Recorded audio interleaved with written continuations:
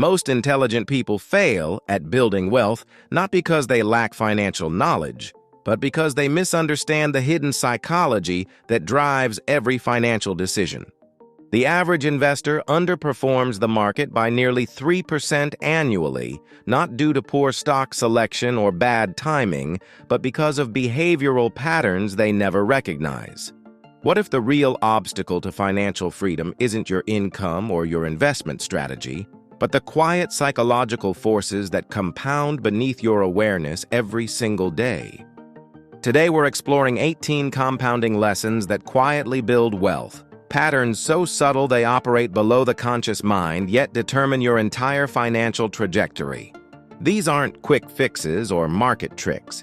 These are the behavioral foundations that separate those who achieve lasting financial independence from those who perpetually struggle despite their intelligence and effort. If you're serious about understanding how wealth actually builds and want to join others on this thoughtful journey toward financial clarity, consider subscribing now. This isn't about getting rich quick. This is about understanding the system that governs long-term financial success. This is the first quiet lesson, and it reveals something counterintuitive about human psychology. Your financial worldview isn't crazy, even when it seems completely irrational to others. Every person operates from a unique set of experiences that shape their relationship with money in ways they rarely examine. The lottery winner who loses everything wasn't necessarily stupid. The conservative saver who misses decades of market growth isn't necessarily wrong. They're both responding to psychological patterns formed by their personal history with risk, loss, and uncertainty. Why does this matter for building wealth? Because the moment you label someone's financial behavior as crazy, you stop learning from their experience. More importantly, you stop recognizing the blind spots in your own approach. The person who seems recklessly optimistic about investing may have learned lessons about opportunity that you've never encountered. The individual who appears overly conservative may understand risks that you've been fortunate enough to avoid. This psychological humility compounds over time. When you approach financial decisions with genuine curiosity about different perspectives rather than judgment, you begin incorporating wisdom from a broader range of experiences. Your decision-making improves not because you have more information, but because you have more emotional intelligence about how psychology shapes financial outcomes. The second pattern reveals something deeper about luck and skill in wealth building. Success and failure are siblings, both influenced by forces beyond our complete control. Bill Gates wasn't just brilliant and hardworking. He attended one of the few schools in America with computer access when he was 13. Paul Allen, his co-founder, was equally talented but developed cancer at a crucial moment in Microsoft's growth. Their divergent paths weren't entirely due to different abilities or decisions. What does this mean for your wealth-building journey? It means preparation matters more than prediction. You cannot control market crashes, economic recessions, or technological disruptions, but you can position yourself to benefit from positive surprises and survive negative ones. This perspective shifts your focus from trying to time perfect opportunities to building systems that compound regardless of specific outcomes. The compounding effect here is profound. When you acknowledge the role of luck, you become more humble about success and more resilient during setbacks. You prepare for multiple scenarios rather than betting everything on one perfect plan. This psychological flexibility allows you to adapt and continue building wealth even when your original strategy encounters unexpected circumstances. Here's where the third compounding force begins, and it's perhaps the most dangerous trap in wealth building. The concept of enough seems simple, but proves nearly impossible for most people to define or achieve. John Rockefeller, once the richest person in history, kept moving his retirement goalpost from $100 million to $1 billion. Rajat Gupta, already worth over $100 million, risked everything for insider trading opportunities to join an even wealthier circle. Why do intelligent, successful people never feel they have enough? because they're trapped in relative comparisons rather than absolute needs. They measure their wealth against others who have more, not against their actual requirements for happiness, security, or freedom. This creates an endless cycle where more money generates more desire for money without ever producing the satisfaction they're seeking. But here's the deeper psychological truth that compounds. When you clearly define enough for your specific life circumstances, something remarkable happens. You begin making financial decisions based on your actual values rather than social pressure or ego. You spend money on experiences and items that genuinely enhance your well-being rather than things that signal status to others. Most importantly, you develop the psychological capacity to appreciate and enjoy the wealth you're building instead of always focusing on what's missing. This next lesson is invisible but powerful, and it explains why time is the most underrated factor in wealth building. Compounding doesn't just apply to investment returns. It applies to every financial behavior, every decision pattern, and every psychological habit you develop around money. Warren Buffett didn't become wealthy because he was the smartest investor. He became wealthy because he started investing early and never stopped, allowing decades of consistent behavior to compound into extraordinary results. Most people focus on the rate of return while ignoring the duration of return. They want to know which stocks will double in value next year instead of building systems that generate steady growth for the next 30 years. This perspective misses the fundamental truth about wealth building. Small, consistent actions compounded over long periods create more wealth than large, sporadic efforts over short periods. Have you ever calculated what happens when you save just $50 more per month starting today versus waiting 5 years to start? The person who starts immediately with smaller amounts often accumulates more wealth than the person who waits to save larger amounts. This isn't just mathematics, it's psychology. The earlier you start building wealth-focused habits, the more time those habits have to become automatic and powerful. But compounding works in reverse as well. Small financial mistakes repeated consistently over time destroy wealth just as effectively as small, smart decisions build it. The daily coffee purchase isn't dangerous because of the $5. It's dangerous because it represents a psychological pattern of unconscious spending that compounds into thousands of dollars annually and tens of thousands over decades. The fifth lesson operates beneath conscious awareness, but shapes every financial outcome you experience.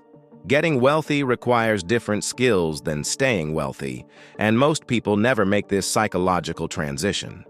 Getting wealthy rewards optimism, risk-taking, and aggressive growth strategies. Staying wealthy rewards pessimism, conservatism, and protection strategies. Why does this matter? Because the personality traits that help you accumulate your first significant wealth can destroy that wealth if you don't evolve your approach. The entrepreneur who builds a successful business through bold risk-taking may lose everything if they continue taking the same level of risks after achieving financial security. The investor who generates impressive returns during a bull market may give back all their gains if they don't adapt their strategy for different market conditions. This psychological shift compounds over time. The earlier you recognize that wealth preservation requires different thinking than wealth creation, the sooner you can develop both skill sets. You need the optimism to pursue opportunities and the pessimism to protect what you've built. You need the confidence to take calculated risks and the humility to acknowledge what you cannot control. Here's where the sixth pattern becomes clear, and it reveals something surprising about visible wealth versus actual wealth. True wealth is invisible. The person driving the expensive car may be sacrificing their long-term financial security for short-term status signaling. The person living in the modest house and driving the practical car may be quietly accumulating substantial assets. This creates what researchers call the wealth paradox. People who spend money on visible status symbols appear wealthy to others, but often have less actual wealth than people who spend money on invisible assets. The psychological trap is that we see others spending, but not their saving. We see their possessions, but not their debt. We see their lifestyle, but not their financial stress. What psychological pattern does this create? Social comparison based on incomplete information. You compare your complete financial picture, including your debts, expenses, and financial anxieties, with others' carefully curated public presentation of success. This comparison often leads to spending decisions designed to maintain appearance rather than build actual wealth. The compounding effect of this lesson transforms how you approach every spending decision. Instead of asking whether you can afford something, you ask whether it moves you closer to or further from your actual financial goals. Instead of buying items to impress others, you invest in assets that provide real financial return. This invisible wealth compounds quietly while others spend their potential wealth on temporary status symbols. This brings us to the seventh compounding lesson, one that most financial advice completely ignores. The highest investment return comes from understanding your own psychology, not from finding the perfect stock or optimal portfolio allocation. Your behavior determines your results more than your strategy, and your psychology determines your behavior. Consider this carefully. Two people can follow identical investment strategies and achieve completely different outcomes based purely on how they respond to market volatility, how they handle gains and losses, and how consistently they execute their plan. The investor who panics during market downturns and sells at the worst possible time will underperform the investor who remains calm and continues their systematic approach. This is why saving money generates better results than sophisticated investment techniques for most people. Saving money requires no market knowledge, no timing decisions, and no complex analysis. It only requires the psychological discipline to spend less than you earn consistently over time. This psychological muscle grows stronger with practice, creating a compounding effect that goes far beyond the money itself. The eighth lesson reveals the hidden power of what you don't see in financial success. Wealth accumulation happens mostly in private, through decisions that generate no external recognition or social approval. The couple who chooses the smaller house payment, the family who drives used cars for extra years, the individual who automates their savings before making spending decisions. These behaviors generate real wealth while remaining completely invisible to others. Why do people struggle with this concept? Because invisible behaviors don't provide immediate psychological rewards. There's no social recognition for not buying something, no admiration for living below your means, no congratulations for choosing the less expensive option. Yet these invisible choices compound into visible financial freedom over time. The psychological challenge is developing intrinsic motivation for behaviors that provide no external validation. You must find internal satisfaction in making smart financial decisions even when nobody notices or appreciates them. This requires shifting your identity from someone who appears successful to someone who is actually building wealth systematically and deliberately. Here we encounter the ninth compounding force, and it challenges everything our culture teaches about money and happiness. Your current lifestyle can be maintained with less money than you think, but it requires questioning assumptions you've never examined. Most people increase their spending automatically as their income grows, never testing whether the additional expenses actually improve their quality of life. This lifestyle inflation happens unconsciously because we adapt quickly to new comfort levels while forgetting how satisfied we were at previous income levels. The psychological term is hedonic adaptation, and it explains why people who earn twice as much money often don't feel twice as happy or secure. They've simply expanded their definition of necessary expenses to match their higher income. But here's the powerful compounding insight.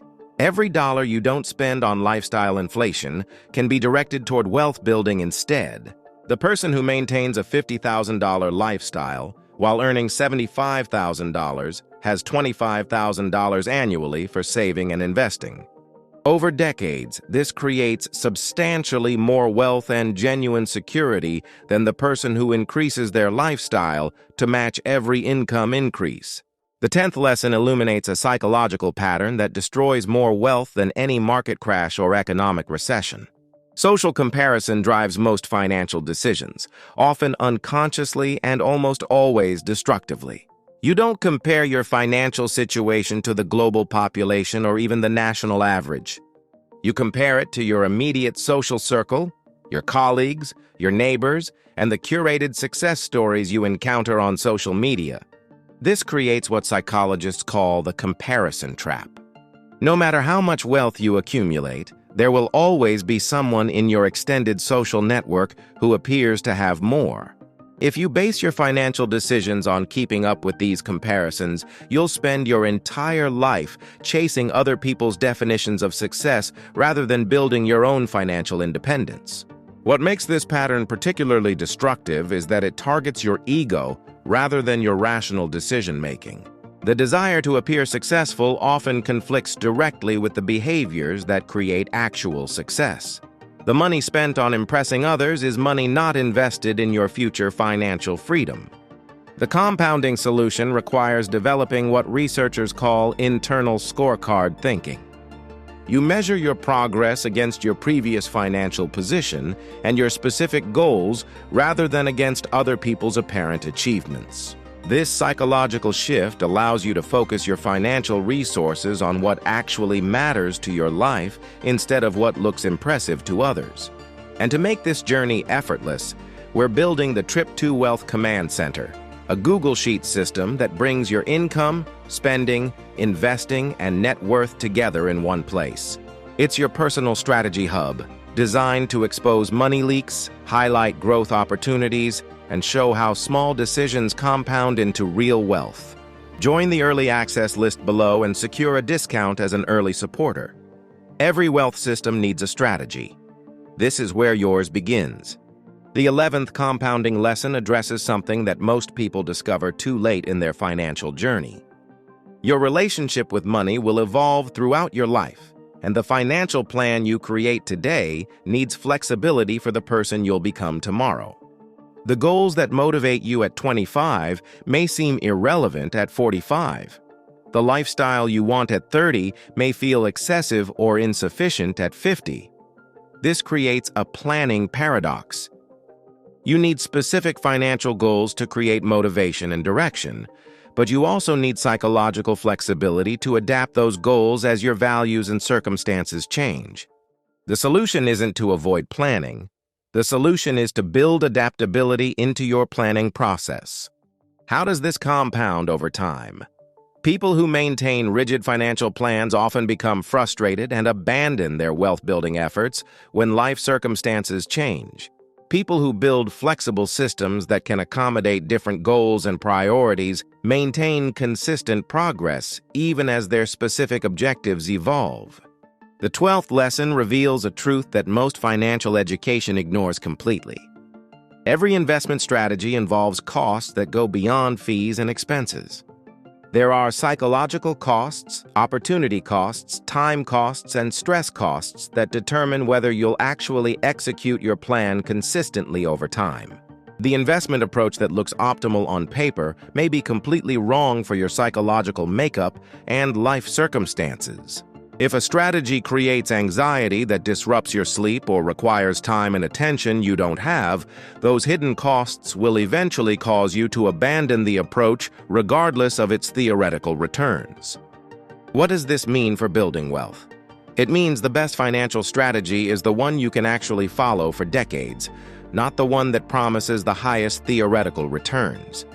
The person who consistently invests in simple index funds often accumulates more wealth than the person who attempts complex strategies they can't maintain consistently.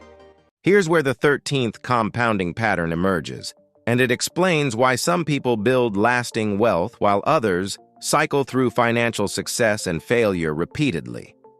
Wealth building isn't about being right all the time. It's about being reasonable most of the time and having systems that protect you when you're wrong. This perspective shift changes everything about how you approach financial decisions. Instead of seeking perfect strategies that maximize returns, you seek robust strategies that minimize the damage from inevitable mistakes.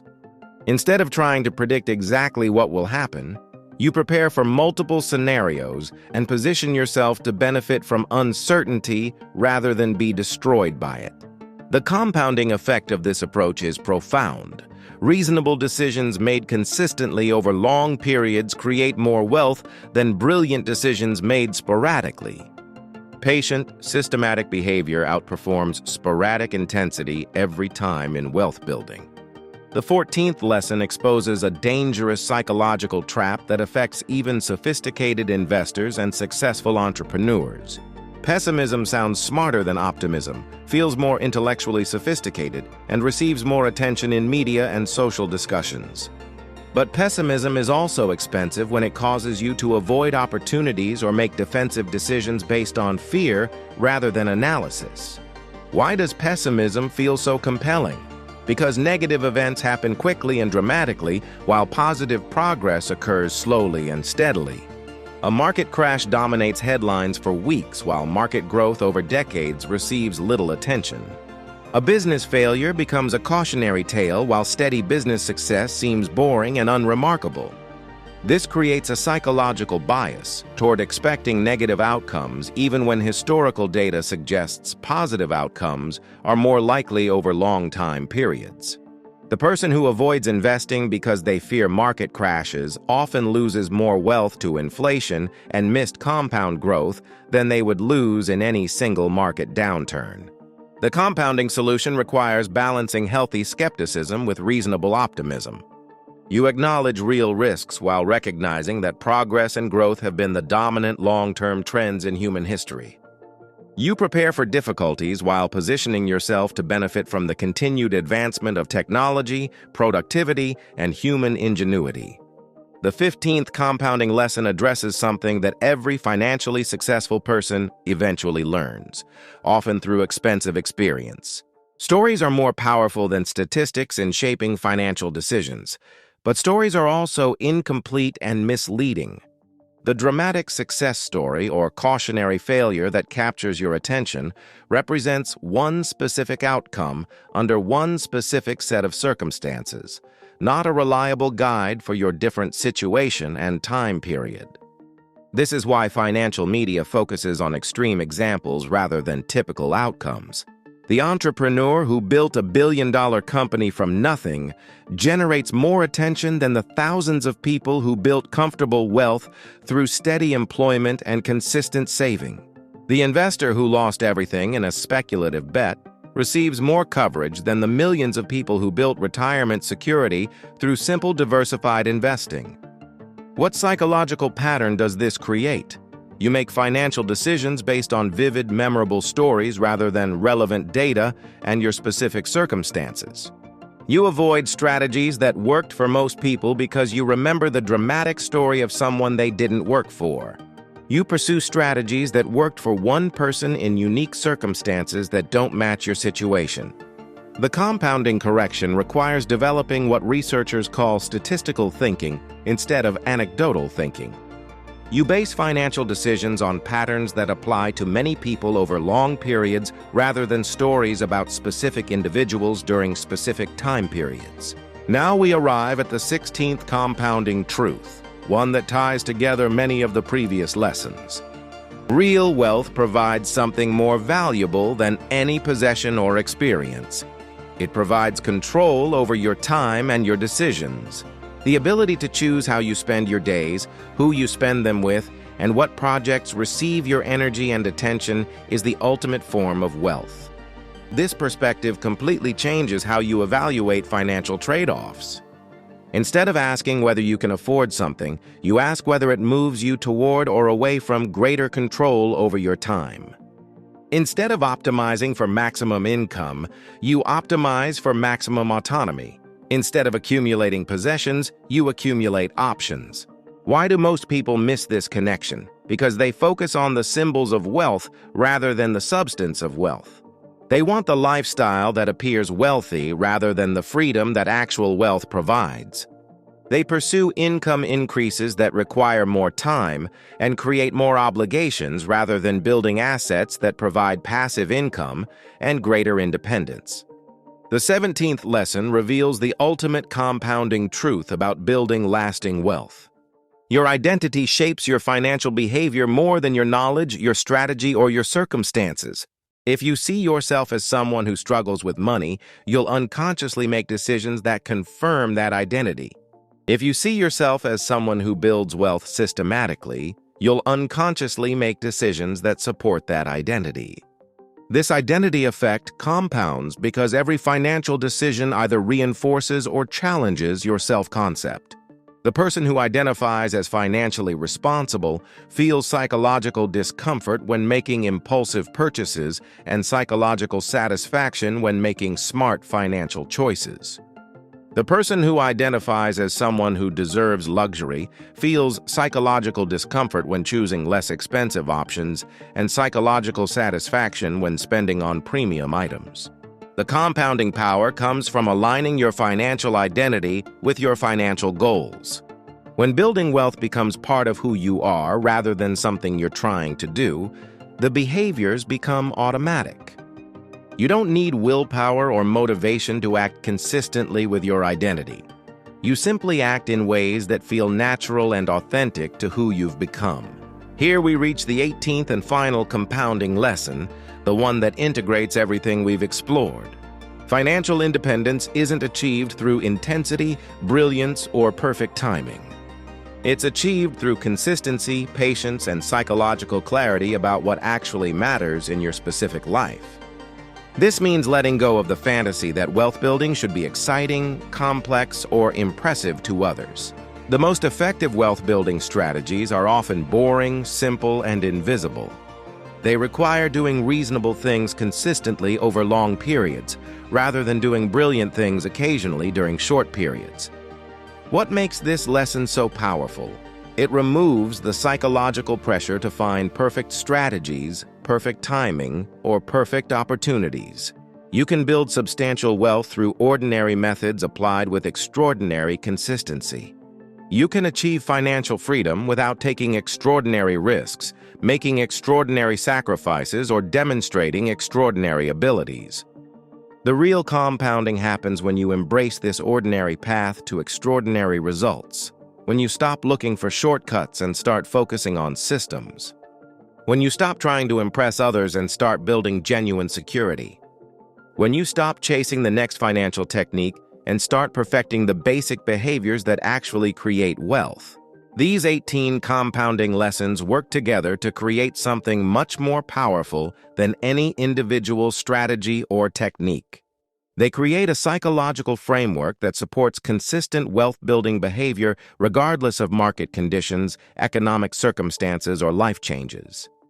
They transform wealth building from something you do occasionally into something you are continuously.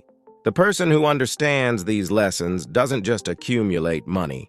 They develop the psychological capacity to maintain wealth, enjoy wealth, and use wealth for purposes that genuinely matter in their life. They build financial independence not through dramatic intensity but through quiet consistency, not through perfect decisions but through reasonable decisions repeated systematically over time. This is how real wealth builds. Quietly, patiently, psychologically, through small behaviors that compound into extraordinary outcomes when given enough time and consistency to work. Financial freedom isn't about speed.